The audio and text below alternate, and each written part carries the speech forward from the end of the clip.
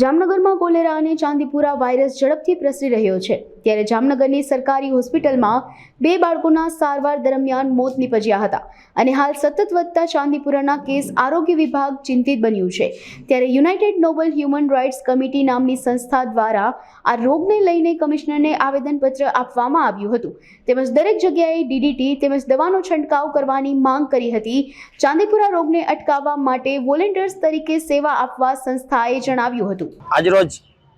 અમારા આદરણીય નિલેશભાઈ જોશીના માર્ગદર્શન હેઠળ સંયુક્ત નૈતિક માનવ અધિકાર સમિતિની અમારી જામનગરની ટીમ ચાંદીપુરા વાયરસ અને કોલેરા જે આપણા જામનગરમાં તમે લોકો જોઈ શકો છો બહુ જ પગપેસારો કરી રહ્યો છે ત્યારે અમે કમિશનર સાહેબને અને કલેક્ટર સાહેબને આવેદનપત્ર આપી અને અમે આ વિશે કે આમાં તાત્કાલિક પગલાં લઈએ અને જરૂરી પગલાં લઈએ અને તેમાં અમારા લાયક જે અમારી સમિતિને કંઈ જરૂરી પડશે તો અમે વોલેન્ટિયર તરીકે પણ સાથે રહેવા તૈયાર છીએ અને આપણા જામનગરમાં ચાંદીપુરા અને કોલેરા જેવા વાયરસ અટકે અહીંયાથી તે બાબતે ફોગિંગ મશીન દ્વારા દવાનો છંટકાવ કરવામાં આવે, ડીડીટી